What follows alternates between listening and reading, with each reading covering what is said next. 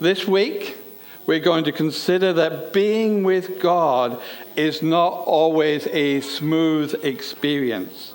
There will be times when being with God will mean being willing to wrestle with God.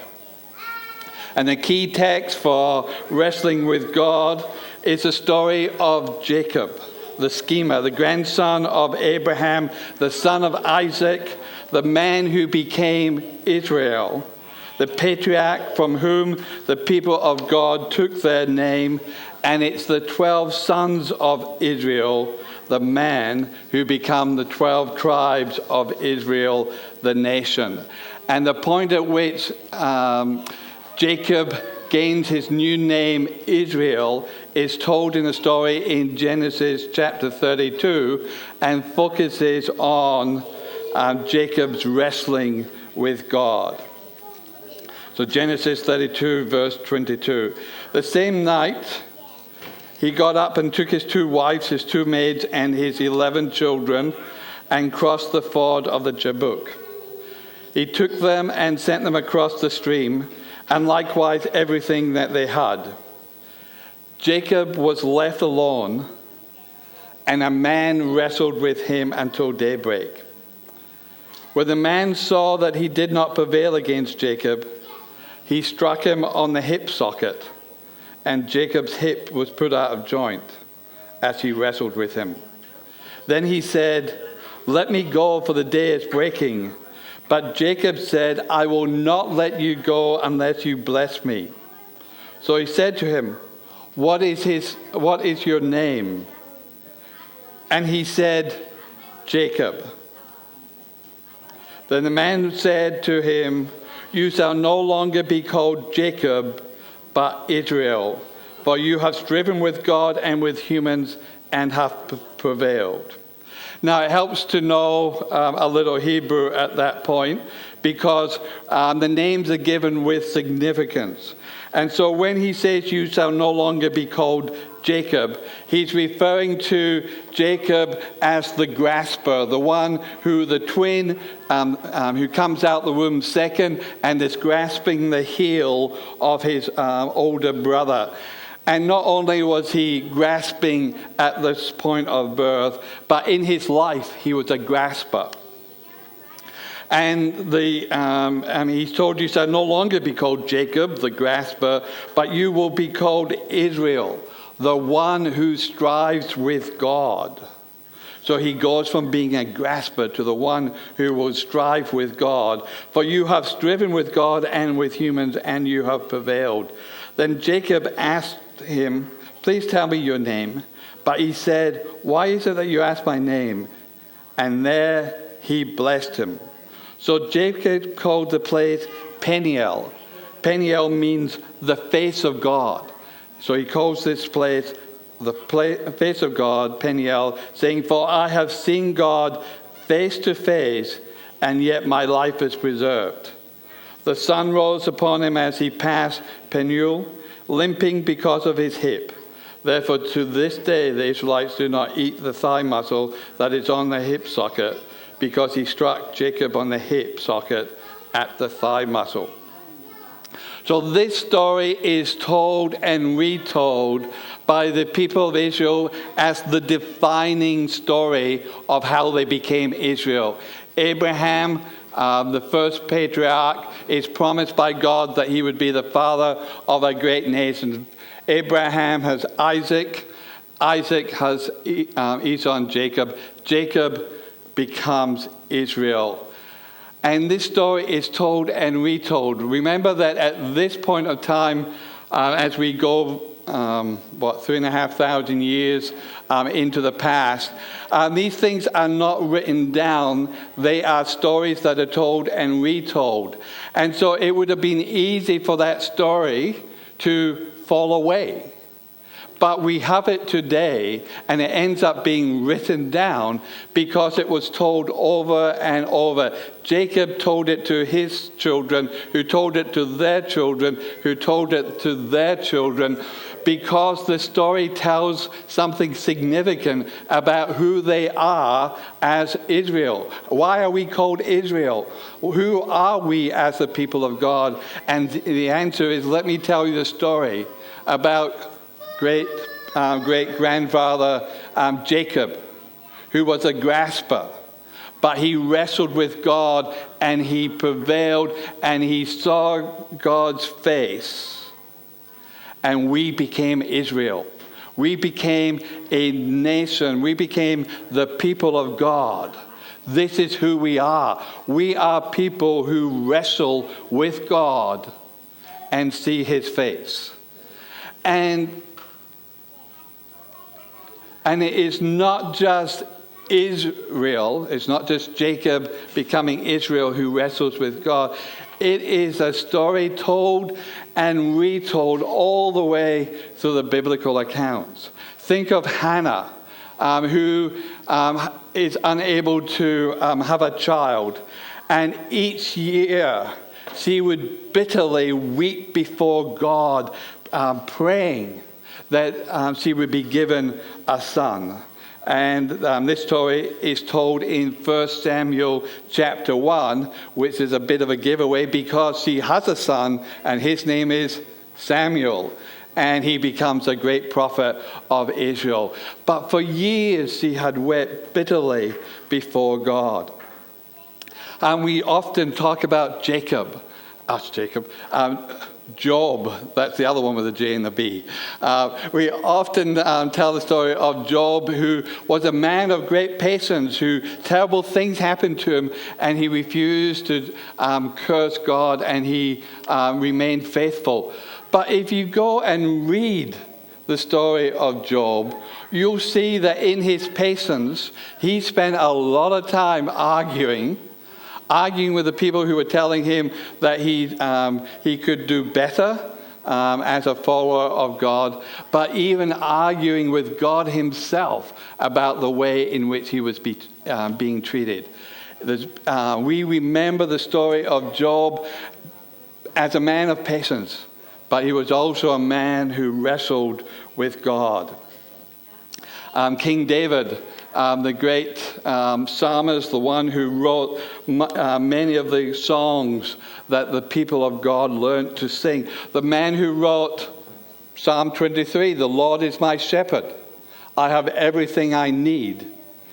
The man who wrote that surely God's goodness and mercies will follow me all the days of my life is the same man who wrote Psalm 13. He wrote Psalm 13, and it is included in the worship book of God's people. "How long, O Lord, will you forget me forever? How long will you hide your face from me? How long must I bear pain in my soul and have sorrow in my heart all day long? How long shall my enemy be exalted over me? Consider and answer me, O Lord my God. Give light to my eyes, or I will sleep the sleep of death, and my enemy will say, I have prevailed. My foes will rejoice because I am shaken. But I trusted in your steadfast love. My heart shall rejoice in your salvation. I will sing to the Lord because he has dealt bountifully with me."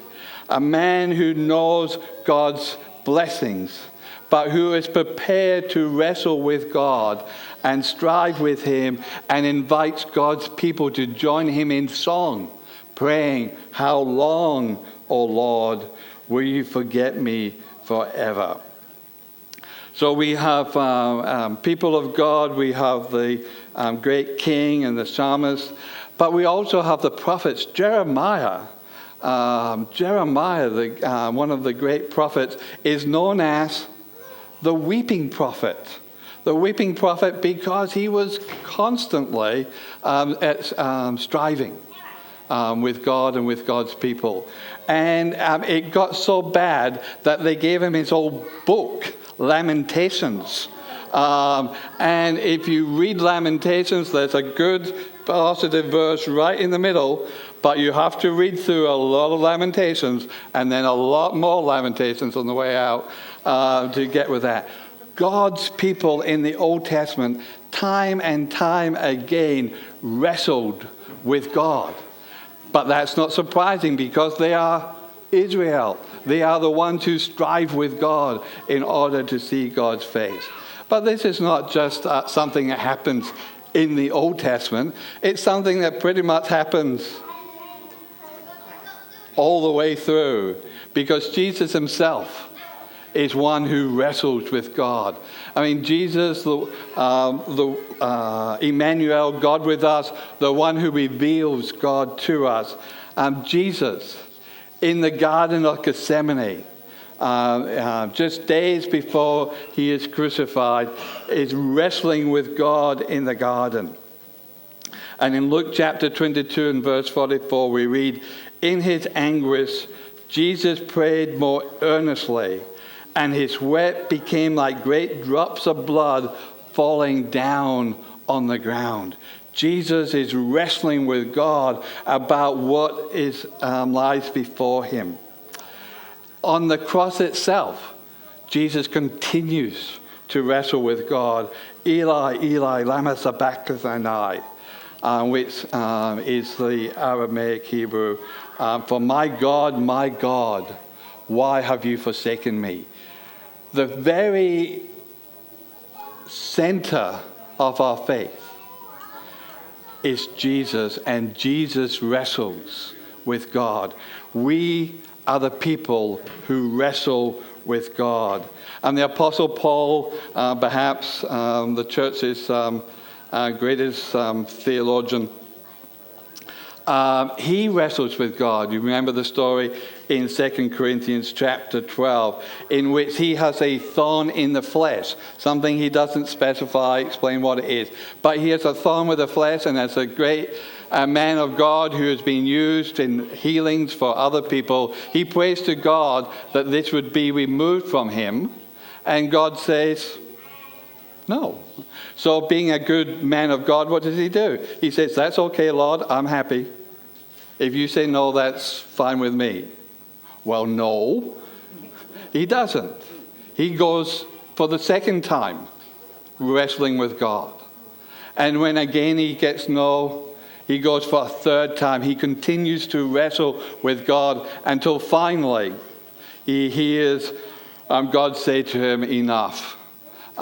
This will be of benefit to you. You will be able to use this to grow in your faith." And he accepts it.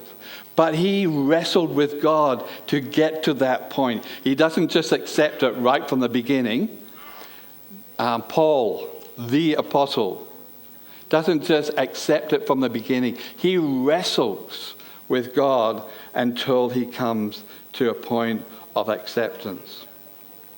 And it's not just the people in the Bible who wrestle with God. It's continued to be an experience of the church. And one of perhaps the great images of this comes from a poem written by St. John of the Cross, who was a 16th century Roman Catholic. And he spoke of the dark night of the soul. That time when you are lost in your distress and you can't find God, and you wrestle with him and trying to get hold again of God. This has been the experience of many of the great Christian leaders through the years, the ones who are great enough to have their stories written down. But it's also been the experience of many of God's ordinary people like us who never get our stories. Well, I was going to say never get our stories written down, but some of us have had our stories indeed written down.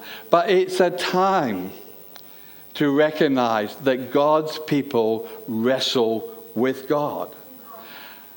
And yet, I feel at times that we are afraid to wrestle with God. That somehow, even though all the great saints of the biblical stories, all the great saints of the church have wrestled with God, somehow we consider ourselves above that. But why should we be above that? Why would we in our situation, be in a situation where we wouldn't wrestle with God? Many Christians seem to have lost their nerve for wrestling with God. Many Christians today are trading their birthright to wrestle with God for an easy answer or a safe answer. Many Christians feel that when they come to church, they have to wear an everything is fine smile on their face. Now that image doesn't work quite as well with you all hiding behind masks. But perhaps even hiding behind these masks, we hide our true experience, our true wrestling. And we're afraid to admit that we have to wrestle with God. Perhaps we're afraid that if we admit that we are wrestling with God, that the ones around us will look down on us and think poorly of us. But in truth, if you admit that you are wrestling with God, it's more likely that the ones around you will say, "Me too." But we can be afraid that of what people will think. And so we put on a false face and refuse to wrestle. Or perhaps it's because we have lost hope.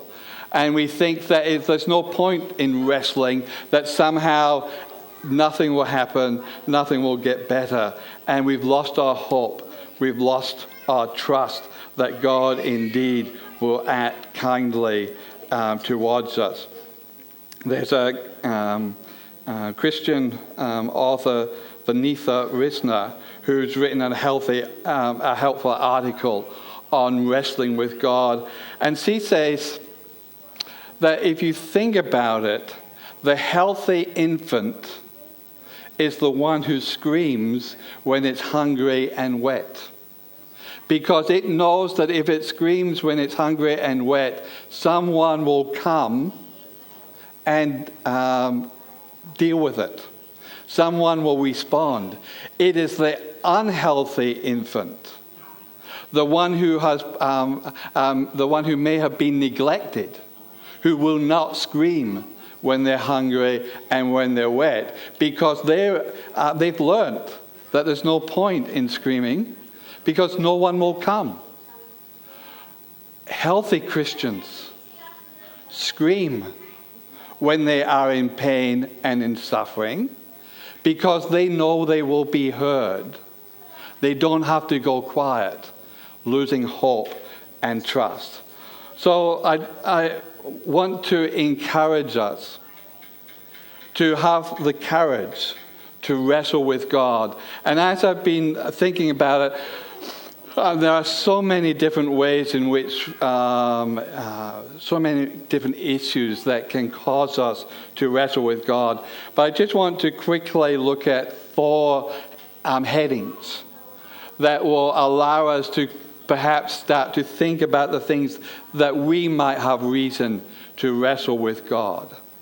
And the first of those, I think, is grief. When relationships come to an end, or when relationships are broken, or when relationships are lost, we can be overwhelmed with grief. We can wonder why God has allowed this to happen, why we have been left alone, or why we have been separated from the ones that we love. And in our grief, we can wrestle with God. But I want to say that if we wrestle with God in our grief, we can move through that grief until we see God's face. And when we see God's face, we will experience the comfort of God. But if we don't wrestle with God, if we don't push past this, if we stop and allow ourselves to stay in a state of grief and keep ourselves away from God, it is possible that our grief will give way to bitterness. Grief won't go away. It will either turn to comfort or to bitterness. It will turn to comfort if we are willing to wrestle with God in the time of our grief. And there are times when it's not people that we've lost, but it's the situation that has gone wrong. And we are disappointed. And in that disappointment, we can either wrestle with God or we can turn our back on God. But if we wrestle with God in our disappointment, we can move through that pain until we're able to get to a point of contentment with what is in our situation. And for me, perhaps in terms of my the most dramatic of my stories, I've had a very undramatic life. If it was written down in a book, maybe half a page, and that would be just the beginning and the end bit. Not so much dramatic in between. But there was a time when I was looking for expecting a promotion at work. And not only did I not get that promotion, someone else from outside the company was brought in and put in to that position. And I had to then learn to work for that person with a very different kind of approach and understanding or expectation of that. And that was a time of disappointment. If I hadn't wrestled with God over that disappointment, if I just allowed that disappointment to settle within me, I think there's a good chance that I would have just become indifferent to all that was happening around me. I would have given up my involvement. I wouldn't have wanted to keep doing and working and being part of what was happening. It would have my disappointment would have given way to indifference. But because I was willing to engage with God, to wrestle with God, to wrestle through that disappointment, I get to a point of contentment and find again the opportunities and the callings that God had available for me. Perhaps it's not grief or disappointment, but perhaps it's just the injustice of what is happening around us. As we look around us, there is injustice in multiple places. It may be happening to us. It may be happening to those we love. It may be happening to our neighbors, our friends. But we can see injustice all over the place. And if we just refuse to wrestle with God with that injustice, the God of justice, the God who has responsibilities for the world, if we look at the injustice that is happening, and yet we're not prepared to wrestle with God about that injustice, I think it's possible for that our sense of injustice to give way to resignation. There's no point. There's nothing I can do. Evil will continue. It will have its way. But if we wrestle with God in our over the injustice that we see in the world around us, then I believe that we might indeed move to the point of activism, of being willing to work with God as God continues to work to bring peace and justice into the world. And anxiety can be one of those great killers, things that take away the joy of our living. But if when we are faced with anxiety, are prepared to wrestle with God over that anxiety, that which is making us anxious, then I believe that we can see God's face. And I believe that when we see God's face, we will experience peace. But I think if we don't wrestle with God in our anxiety, if we say, I am too anxious, I won't speak to God about this, I'm just pulling away. If God hasn't fixed this, so I'm out of here. If we do that, I think our anxieties will give way to fear, and we will be unable to live for God or for others or for ourselves. Being willing to wrestle with God is going to take us from grief to comfort, from disappointment to contentment, from injustice to activism, from anxiety to peace. The Apostle Paul to the Philippians told them that be anxious for nothing, but in everything by prayer and supplication make your requests known to God.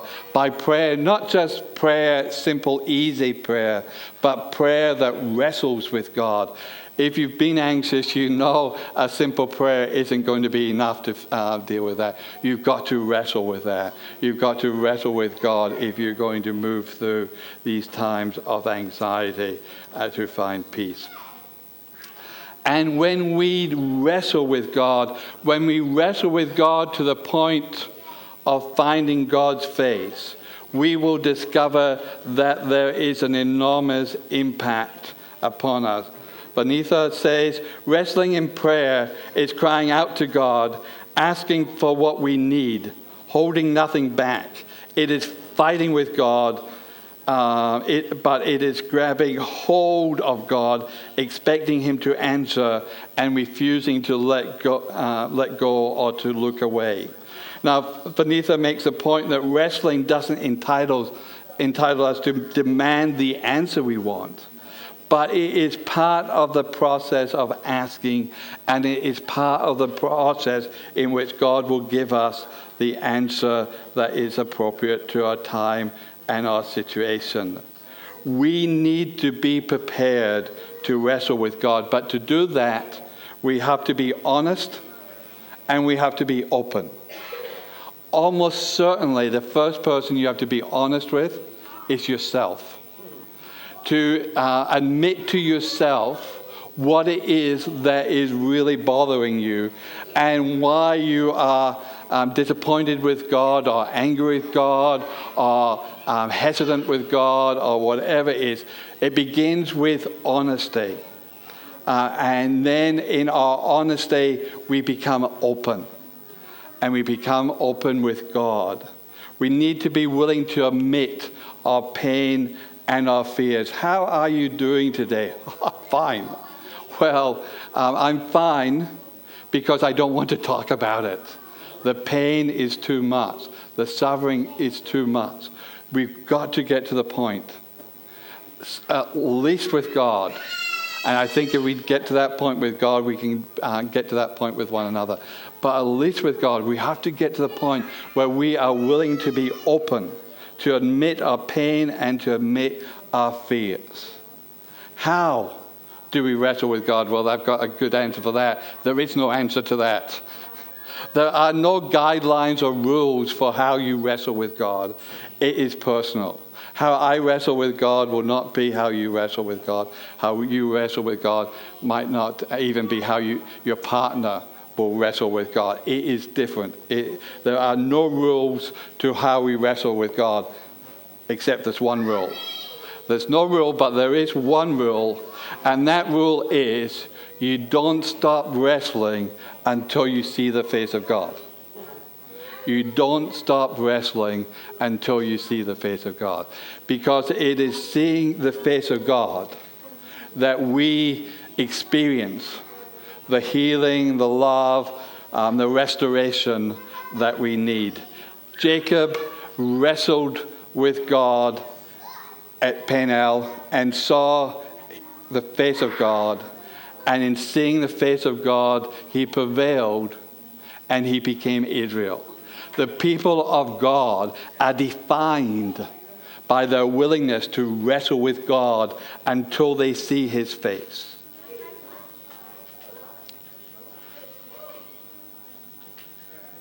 Do we have something that we need to wrestle with God about?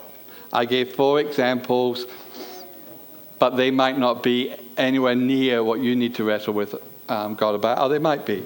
But is there something that you need to wrestle with God about? And if there is something that you need to wrestle with God about this morning, are you prepared to wrestle with God? To be honest with God? To stop lying to ourselves and be open and honest with God about where we're at? And will we be willing to wrestle with God all the way through until we find God's face? And if we do that, I believe that wrestling with God will always leave its mark on us. Jacob forever limped after his time with God. That limp became part of him, became part of the story. But he was able to move on and to achieve things, but forever having been touched by that experience of wrestling with God. Wrestling with God will leave a mark on us. But I believe that mark will be a deeper relationship with God and a new me that comes out of that deeper relationship with God. Do we have something this morning that we need to wrestle with God about? Are you prepared to wrestle honestly with God? Will you wrestle with God until you see his face? Amen.